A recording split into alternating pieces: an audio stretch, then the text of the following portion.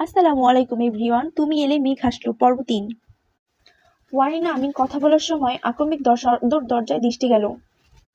এক্লাস doctor বেশে বাড়িতে প্রবেশ করেছে। এতদিন পর এক্লাসকে বাড়িতে আসতে দেখে ওয়ারিনা আমিন মনে মনে খুশি হলে উপরে কাঠিন্য ভাব বজায় রাখলো। গম্ভীর হয়ে থাকলেন। এক্লাস সিঁড়ি বেয়ে উপরে উঠতে নিলে ওয়ারিনা আমিন কল কেটে বাধা দেয়, দাঁড়াও। মায়ের ডাকে এক্লাস থমকে দাঁড়ায়। বাড়িতে এসে প্রথমে মায়ের সামনে পড়বে ভাবতে পারেনি। কাউকে ভয় না পেলেও একমাত্র ওয়ারিনা আমিনকে বাঘের মতো ভয় পায়। নিজেরকে বাঁচানোর জন্য স্বাভাবিকভাবে পিছু ঘুরল। ওয়ারিনা আমিনের দিকে তাকাতেই দেখে তিনি পায়ের উপর পা তুলে রানীর মতো বসে আছে। মুখে নেই হাসি। মুখের এক্সপ্রেশন দেখে এক্লাসের বুক ধুরধুর করতে আরম্ভ করলো। কিছু বলবে? এতদিন পরে বাড়িতে আসতে মন চাইলো? না আসলেই তো পারতে। এক্লাস আমিন মুখ ফুলিয়ে থেমে থেমে বলে, চট্টগ্রামে ইমার্জেন্সি অপারেশন ছিল, তাই 15 দিন আগে যাওয়া লাগছে। ওখান থেকে সোজা ফিরে বাড়িতেই আসলাম। ওয়ারিনা আমিন ফের বলল, মা তার 2 মাস আগে কোথায় ছিলে? ইলাজদের সাথে আগেভাগে বলে দিচ্ছি, ওদের দোষ নেই। আমাকে বাড়িতে পাঠানোর জন্য মেরেছে পর্যন্ত, আমি আসিনি। সো ওদের কিছু বলবে না। আসোনি কেন? মেজাজ চটে গেল, তবুও শান্ত স্বরে বলে, জানো আবার জিজ্ঞেস করছো কেন? তোমার এক্স এর থেকে প্রতিশোধ নিতে 12 বছরের একটা মেয়েকে আমাকে না জানিয়ে ছলনা করে বিয়ে দিয়ে দিছ। আমি মানি না আমি এই বিয়ে। ওয়ারিনা আমিন হুঙ্কার দেয়, এক্লাস, ভুলেও যেও না, ও সবার আগে আমার বেস্ট ফ্রেন্ডের মেয়ে। যেটাই হোক, দিছো তো। এই মেয়েকে আমার বউ হিসেবে মানবো না। Decision final. রাস্তা বের হলেও লোকে বলবে তোমার মেয়ের বিয়ে দিবে কবে? তখন হাজবেন্ড ওয়াইফ থেকে লোককে সোজা বাপ মেয়ে বানিয়ে দিবে। যত সব। এই ক্লাস কথাগুলো বলে সিঁড়ি বেয়ে উপরে উঠতে যেতে থাকে। ওয়ারিনা আমিন রাগে স্বরে বলল, আমার মিষ্টি মায়ের ধারে কাছেও যেন তোমায় না দেখি। এক্লাস আমিন মুখ বাঁকিয়ে উপরে উঠে গেল। বিড়বিড় করতে করতে করিডরে দিয়ে ঘরের দিকে যেতে থাকে। একবার বলে দিছি যে কানে শুনুনি মনে হয়। ওইসব মিষ্টি জিনিসে আমার ডায়াবেটিস। আমি যাব মিষ্টির কাছে? খেয়ে দে কাজ নাই। নিজেরা আমার ঘাড়ে কোন বাসি মিষ্টিকে গুছিয়ে দিয়েছে, আবার বড় বড় কথা বলতেছে। যাহ! তৎক্ষণাৎ কারো সাথে ধাক্কা লাগে। ধাক্কা খাওয়া মানুষটা দিকে তাকাতেই এক্লাসের চোখজোড়া শীতল হয়ে আসি। ঘন ঘন পলক ঝাপটায়। হাইটে অনেক ছোট একটা পুতুল কন্যা দাঁড়িয়ে আছে যে। গায়ের রং দুধের থেকেও যদি সাদা কিছু থেকে থাকে তাহলে এক্লাসের ভাষ্য মতে সেটাই। দেখতে বেশ গুলুমুলু, চোখে পাপড়ি ঘন, প্লাস বেশ বড়, ছোট পিঙ্ক কালারের। গলায় স্বর্ণের লকেট, তাতে মিষ্টির নামের প্রথম অক্ষর এম আছে। ওর 7 ভাইয়ের দেওয়া একটা গিফট। অনন্য গিফট দিলেও এটা স্পেশাল। গায়ে বার্বি ডলের পার্পল গাউন। মিষ্টির হাইট 4 ফুট 11 ইঞ্চি, আর এক্লাসের 5 ফুট 10। তো এক্লাস তবদা খেয়ে যায় কিছুক্ষণের জন্য। মিষ্টি ফ্যালফ্যাল করে চেয়ে থেকে নিচ থেকে ললিপপটা উঠিয়ে নেয়। প্যাকেট ছিঁড়তে যাচ্ছিল, তখনই ধাক্কাটা লেগে গেল। আপাতত মিষ্টিকে এক্লাস চিনতে পারল না, আর না মিষ্টি চিনেছে। ওয়ারিনা আমিন মিষ্টিকে এক্লাসের ছবি দেখায়নি। উনি ভেবেছে সরাসরি দেখাবে, কিন্তু তার আগেই তো এক্লাস বাড়ি ছেড়ে চলে গেছে। না, ঘোর ভেঙে আসে যখন মিষ্টির মুখ থেকে অনাকাঙ্ক্ষিতভাবে আঙ্কেল ডাক শুনল।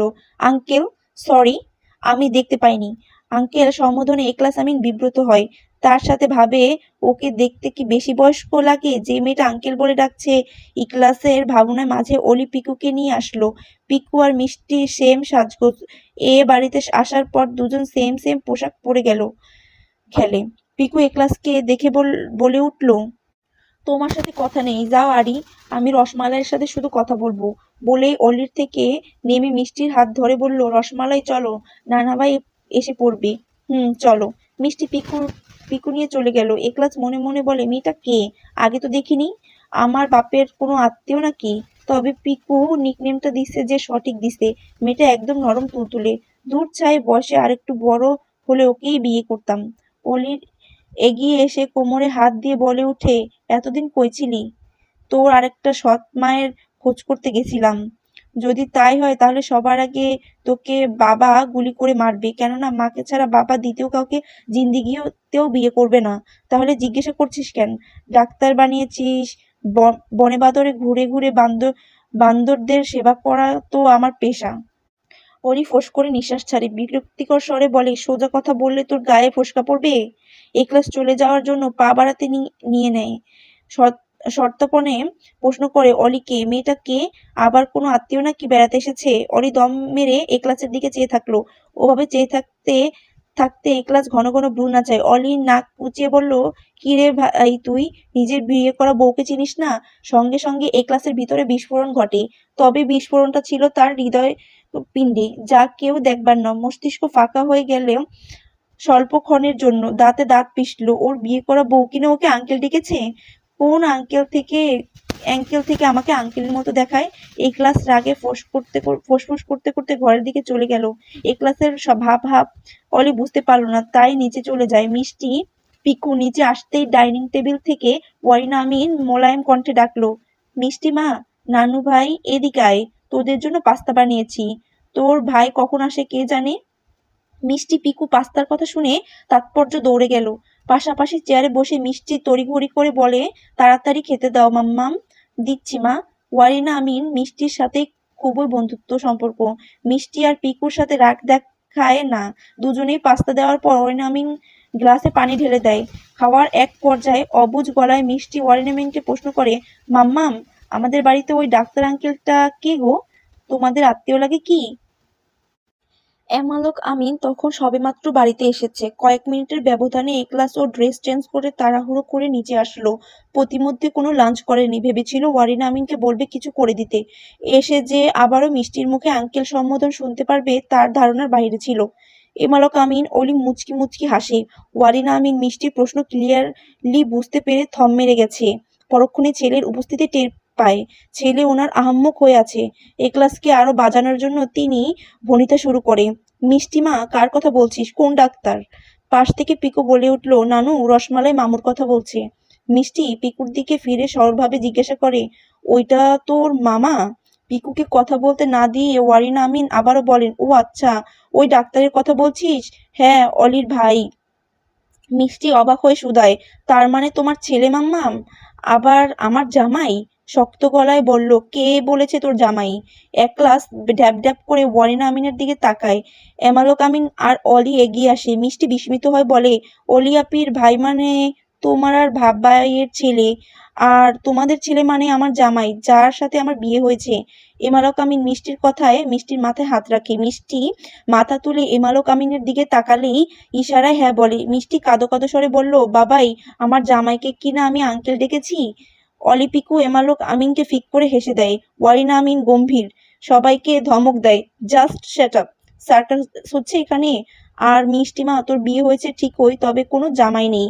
তোকে বউ হিসেবে মানে না, আর তুইও জামাই হিসেবে মানবি না, বোঝা গেছে? ওয়ারিনা আমিনের অমতের বাহিরে মিষ্টি কোনো কাজ করে না, তাই বাধ্যমের মতো সম্মতি দিল। এরপর এমালক আমিনকে বলে, ঘোড়ার মতো দাঁড়িয়ে না থেকে যাও, রেডি হয়ে আসো। এমালক আমিনের বাধ্য স্বামীর মতো তৈরি হতে চলে যান। একলাস মেয়েদের মতো ভেংচি কেটে না খেয়ে ঘরে চলে যায়। অতবার মিষ্টি চুপচাপ খেতে থাকে। গাড়ি থেকে বের হয়ে সোজা লিফটে উঠে 10ম ফ্লোরের বাথরুম চাপলো। কানে ব্লুটুথ। একলাস হাতের ফোন।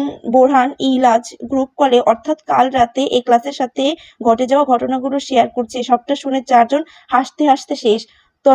তন্মধ্যে শর্ত ড্রেসে একটা মেয়ে ঢুকে। মেয়েটা আর কেউ নয়, জ্যাসিডের 40তম গার্লফ্রেন্ড। জ্যাসিডের মেয়েটাকে কাছে টেনে কোমরে হাত রেখে লিপ কিস করার সময় লিফট বন্ধ হওয়ার আগ মুহূর্তেই শাড়ি পরে একটা মেয়ে দৌড়ে আসে।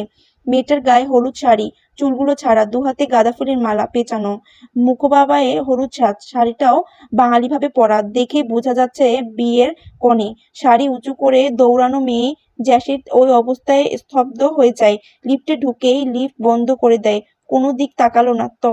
কলে তখনও হাতেমরাই কানেক্টেড। ওরা নিজেদের মধ্যে কথা বলছে আর জ্যাসিড পাথরের মতো দাঁড়িয়ে আছে।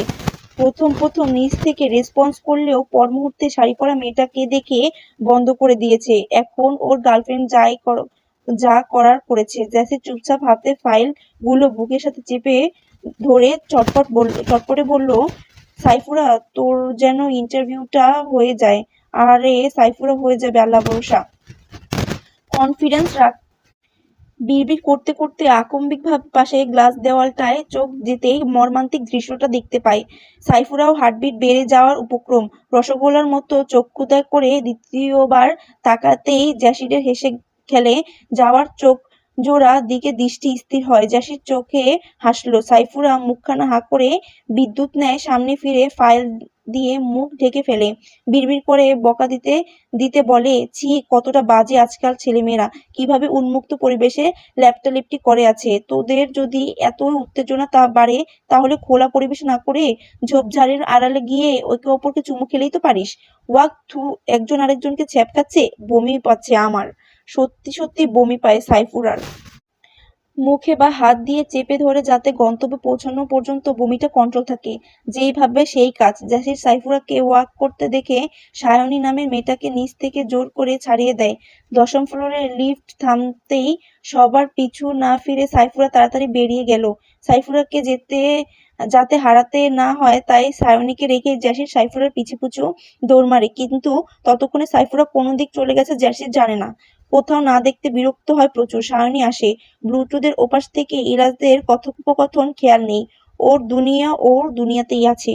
বিরক্ত হয়ে খটখট পায়ে ডেস্কের দিকে এগিয়ে যায়। ম্যানেজার সীমান্ত এগিয়ে আসে জাসিরকে নেওয়ার জন্য। ওদিকে সায়নী রেগে বোম। ওকে পাত্তা না দিয়ে আগে আগে জাসির চলে যাওয়াতে এই মুহূর্তে আর যেতে পারবে না। কেননা কাজ নিয়ে জাসির ভীষণ সিরিয়াস। কাজের বাহিরে যা করার করবে। কাজের মধ্যে বাহিরের কোনো কিছু আলাও না। শাওনী চলে যায় অফিস থেকে।